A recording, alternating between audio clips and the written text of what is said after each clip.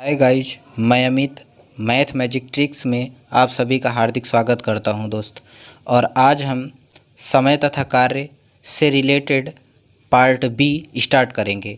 कल हमने part A को देखा था और उसी से टाइप ए हमने कल कवर किया था और आज हम आगे टाइप बी ये आज हम अगला टाइप कवर करेंगे।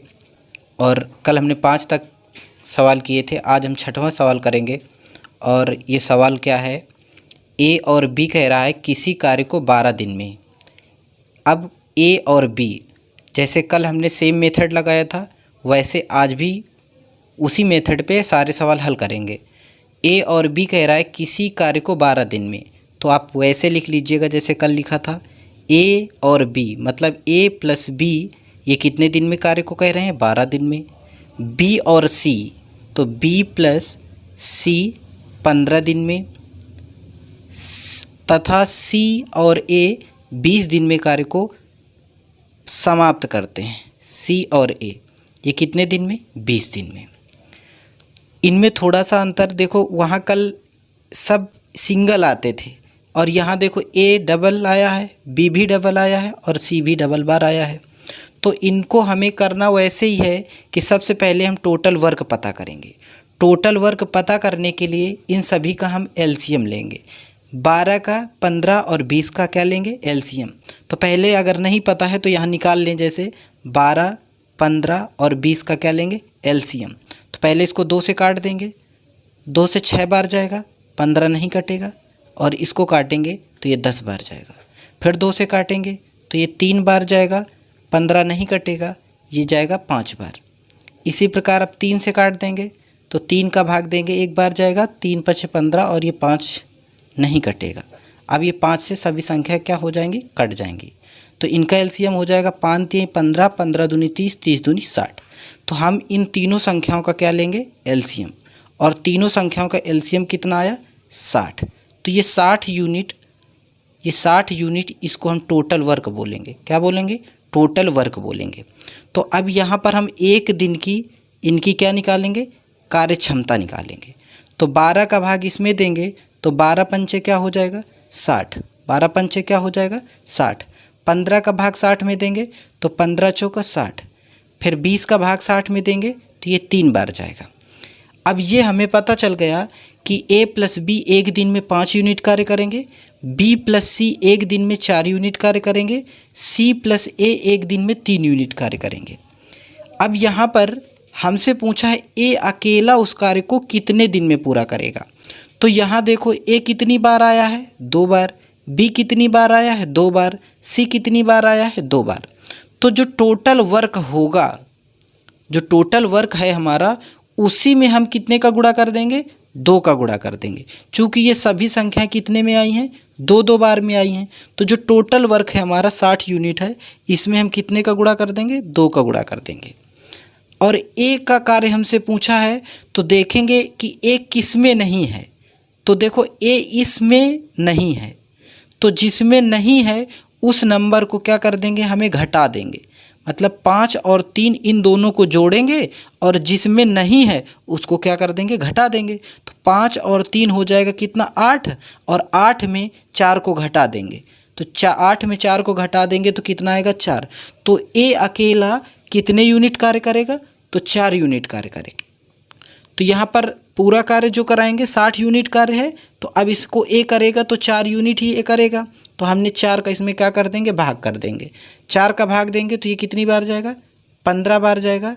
और 15 का 2 में गुणा कर देंगे तो ये कितने दिन लगाएगा, 15 दूनी 30। 30 दिन में ए अकेले कार्य को क्या कर देगा, समाप्त कर देगा।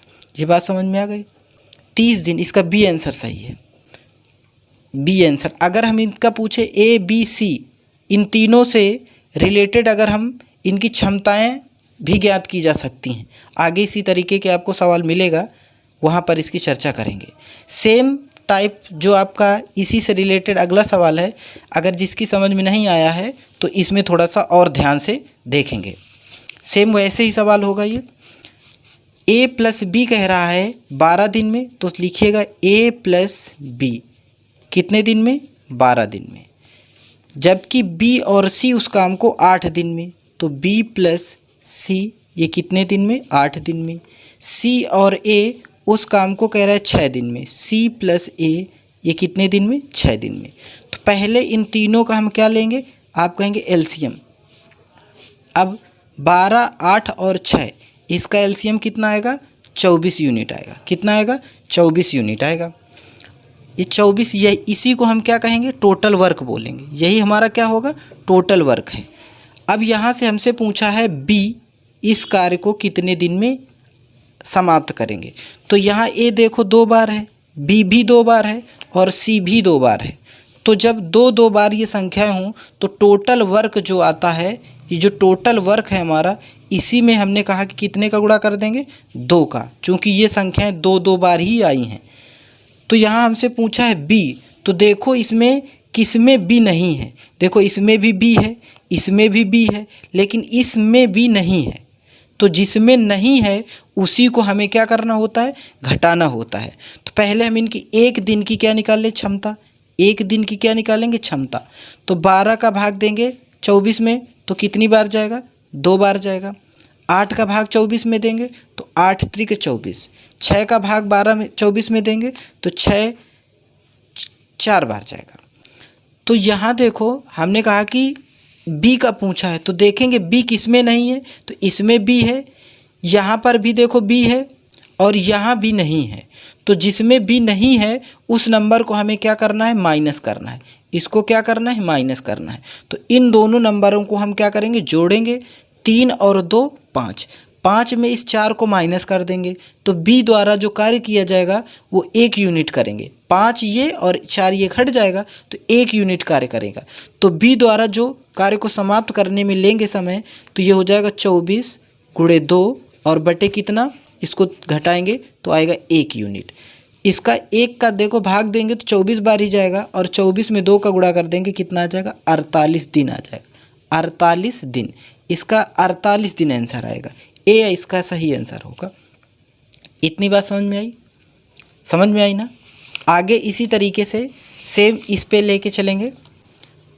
कह रहा है ए किसी कार्य को पूरा करने में पी तथा क्यू की कार्य क्षमताओं का अनुपात 3:4 है। ये क्या दिया है, पी और क्यू, ये 2 लोग हैं, पी और क्यू। इनकी जो कार्य क्षमता का अनुपात है वो 3 कितना है, 4 है। ये किसका रेशियो है, तो कहा है कार्य क्षमता का अनुपात। तो ये किसका रेशियो है, कार्य क्षमता, कार्य क्षमता, कार्य क्षमता। और कल ये बात आपसे बताया था कि जो कार्य क्षमता का अनुपात होता है उसका अपोजिट समय का अनुपात होता है। तो यहाँ पर पूछा है तब उनके द्वारा कार्य को पूरा करने में लिए गए दिनों की संख्या। तो क्षमता का जो रिलेशन होता है उसका अपोजिट क्या होता है, दिनों का रिलेशन होता है।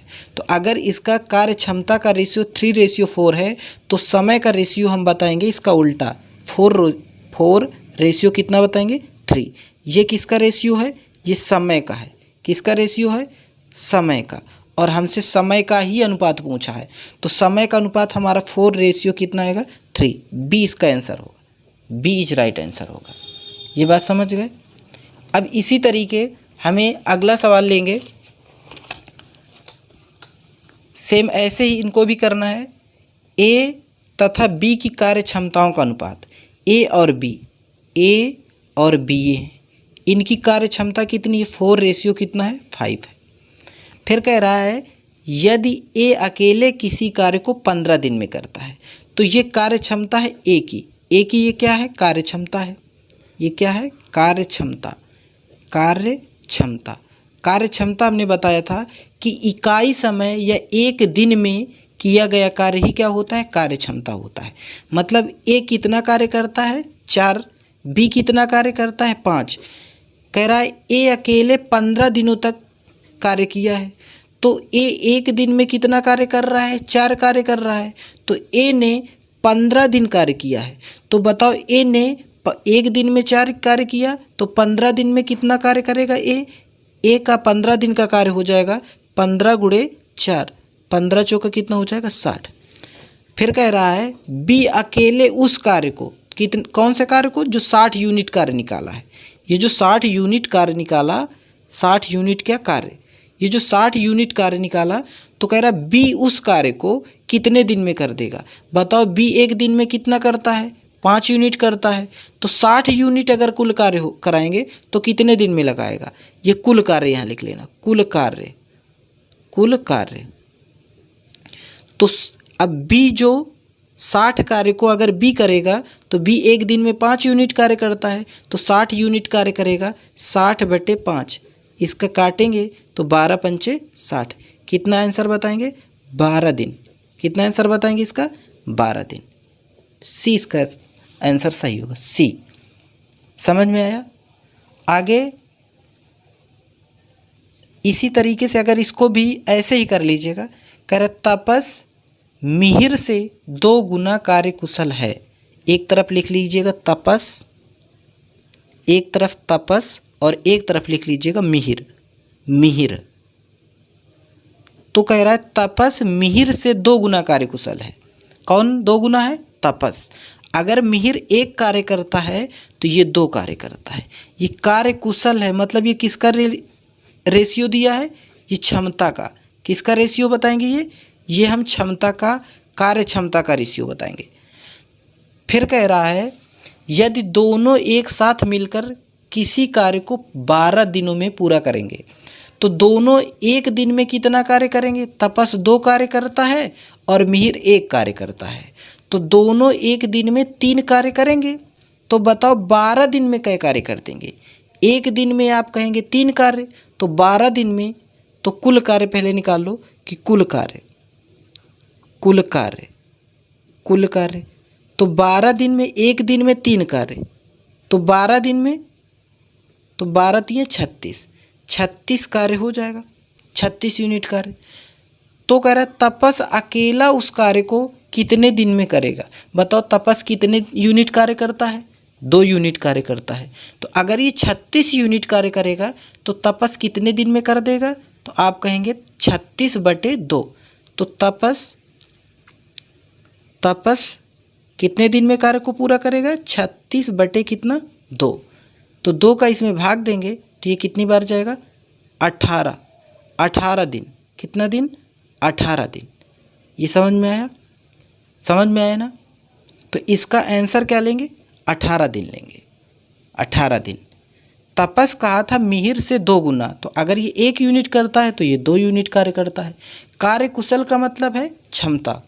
तो अब कह रहा है यदि दोनों एक साथ, तो दोनों कितने यूनिट किया, 3 यूनिट कार्य किया, तो 12 दिनों में कार्य को समाप्त करते हैं। तो एक दिन में ये 3 यूनिट कार्य करते हैं, तो 12 दिन में ये 36 यूनिट कार्य करेंगे। समझ में आया ना। तपस अकेला उस कार्य को, तो तपस एक दिन में कई यूनिट कार्य करता है, तो आप कहेंगे 2 यूनिट। तो बताओ 36 यूनिट कई दिन में कर देंगे, तो 36/2 दिन, मतलब 18 दिन में कर देगा। अगर तपस अकेले इस कार्य को करेगा तो 18 दिन में कार्य को क्या कर देगा, समाप्त कर देगा। ये बात समझ में आई ना। आगे इसी तरीके से देखेंगे, ये भी सेम सवाल ऐसे ही लेंगे, और कल मैंने इससे रिलेटेड भी सवाल कराए थे, और सेम ऐसे ही आप करिएगा। देखो कह रहा है ए, बी और सी किसी कार्य को 12, 15 और 20 दिनों में करते हैं। तीनों एक साथ काम करते हैं और उन्होंने 120 रुपये काम करने का ठेका लिया है। कह रहा है 120 रुपये में काम करने का क्या लिया, ठेका लिया। तो तीनों को कितने कितने रुपए मिले, ये हमें बताना है। तो यहाँ पर वैसे लिखिएगा कि ए कितने दिन में करता है, 12 दिन में, बी कितने दिन में करता है, 15 दिन में, और सी कितने दिन में करता है, तो सी करता है कितने दिन में, तो 20 दिन में कहेंगे। पहले हमने बताया कि टोटल वर्क पता करेंगे। टोटल वर्क पता करने के लिए इन तीनों का क्या लेंगे, लासा। 12, 15 और 20 का क्या लेंगे, एलसीएम लेंगे। तो इनका एलसीएम कितना आएगा, 60 यूनिट आएगा। समझ गए ना, 60 यूनिट आएगा। तो अब एक दिन की इनकी कार्य क्षमता निकालेंगे, तो 12 का भाग 60 में देंगे तो 12 पंचे 60, फिर 15 का भाग 60 में देंगे तो 15 चौक 60, फिर 20 का भाग 60 में देंगे तो 20 तिहाई 60। ये बात समझ गए। मतलब ये हमारा क्या निकला है, एक दिन में जो किया गया कार्य है वही कार्य क्षमता होती है। तो ये 5 और 4 और 3 ये किसका रेशियो कहेंगे? ये कार्य क्षमता का रेशियो कहेंगे। किसका रेशियो कहेंगे? कार्य क्षमता। अगर हम कहें कि ए बी सी की कार्य क्षमता क्या होगी? ए बी और सी, ए बी और सी की क्या कार्य क्षमता? ए बी और सी इनकी कार्य क्षमता, तो कार्य क्षमता ए की कितनी आएगी? 5, बी की कितनी आएगी? 4 और सी की कितनी आएगी? 3। ये किसका रिलेशन है? ये कार्य क्षमता का है। किसका है ये? कार्य क्षमता कहेंगे, कार्य क्षमता। तो कल एक चीज़ बताया था कि जो कार्य क्षमता होती है या जो कार्य क्षमता का रेशियो होता है वही मजदूरी का रेशियो होता है। कहा था कार्य क्षमता और मजदूरी में डायरेक्टली रिलेशन होता है, मतलब समानुपात का नियम होता है। तो यहाँ से अगर ए की मजदूरी कितना है, अगर ये कार्य क्षमता का रेशियो है तो यही मजदूरी का रेशियो कहलाएगा। किसका कहलाएगा? मजदूरी का रेशियो कहलाएगा। 5:4 ये 3, ये क्या होगा? मजदूरी का रेशियो हो जाएगा। तो 120 रुपये में इन्होंने काम करने का ठेका लिया है, जबकि अगर देखें तो ए तो 5 यूनिट कर रहा है, ये 4 और ये कितना? 3। तो अगर ये 5 रुपया ए को मिलेगा, बी को 4 रुपया मिलेगा और सी को 3 रुपया मिलेगा, तो 5 4 9 3 12 रुपये मिलेगा। जबकि बताया है कि 120 रुपये में, ये ठेका तो केवल 12 रुपये में आ रहा है, लेकिन वास्तविक जो बताया है वो 120 बताया है। तो हम ये कह सकते हैं कि जो 12 होगा वो 120 के क्या होगा? बराबर होगा। तो 12 अगर 12 बराबर 120 है तो 1 बराबर हो जाएगा 120/12। इसको काटेंगे तो 1 बराबर कितना आ जाएगा? 10 आ जाएगा। 1 बराबर कितना आ जाएगा? 10। तो जो 1 बराबर 10 है तो 3 बराबर कितना हो जाएगा? इसमें भी 10 का गुणा कर देंगे तो ये हो जाएगा 30। इसमें भी 10 का गुणा करेंगे तो ये हो जाएगा 40। इसमें भी 10 का गुणा करेंगे तो ये हो जाएगा 50। तो तीनों को कितने कितने रुपए मिलेंगे? ए को मिलेंगे 50 रुपये, बी को मिलेंगे 40 रुपये और सी को मिलेंगे 30 रुपये।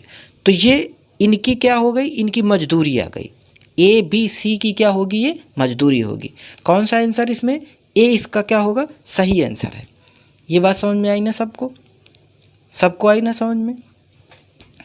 दोस्त आगे इसका अगला पार्ट, कल तीसरे पार्ट में जो लगभग मैंने सारे पार्टों को कवर किया है, और कल इसका तीसरा पार्ट मैं टॉपिक वाइज लेकर के आऊँगा। दोस्त अगर यह वीडियो आपको अच्छा लगा हो तो लाइक करिएगा, शेयर करिएगा और सब्सक्राइब करिएगा। धन्यवाद दोस्तों।